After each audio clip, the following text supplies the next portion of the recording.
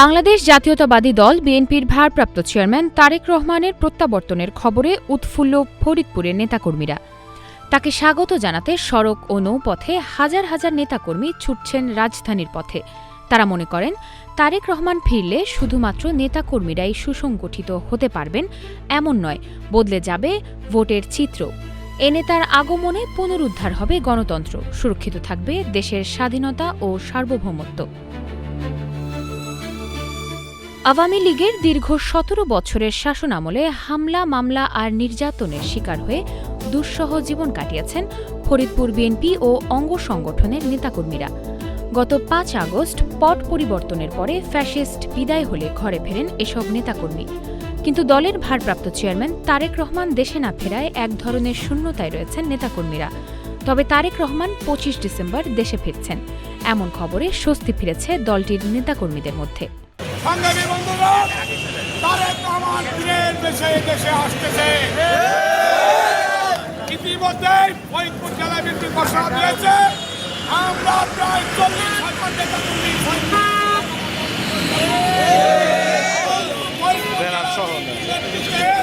প্রত্যেকটা অঙ্গ সংগ্রামে ঐক্যবদ্ধ আছি। নেতাকর্মীরা মনে করেন, তারেক রহমান দেশে ফিরলে বদলে যাবে দলটির পুরনো চেহারা, মিটে যাবে আভ্যন্তরীণ কোন্দল। দলীয় ভারপ্রাপ্ত চেয়ারম্যান তারেক রহমানের এ আগমনকে স্মরণীয় করে রাখতে সোমবার থেকেই ফরিদপুর থেকে নেতাকর্মীরা ছুটছেন ঢাকায়।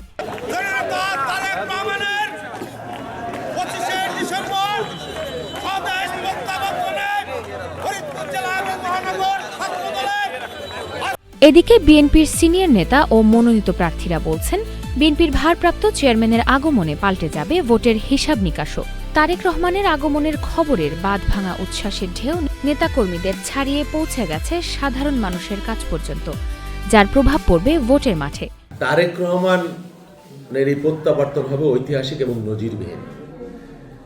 কারণ তারেক রহমান বাংলাদেশের কোটি কোটি মানুষের হৃদয়ে অবস্থান করছেন এবং তিনি এই লড়াই সংগ্রামের মধ্য দিয়ে দীর্ঘদিনের তিনি নিজেকে সেভাবেই তৈরি করেছেন। বাংলাদেশের কোটি কোটি মানুষ তারেক রহমানের জন্য অধীর আগ্রহে তাদের সমস্ত উচ্ছ্বাস এবং আবেগ নিয়ে অপেক্ষা করছে। সামনে রেখে আমাদের বিএনপি নেতাকর্মী যারা রয়েছে তৃণমূল পর্যায়ে সকলের মাঝে একটা আনন্দ ভাব আমাদের মধ্যে কাজ করছে।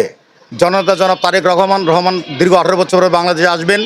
আমরা ফরিদপুরে আমাদের 100 বাসের ব্যবস্থা আমরা করেছি।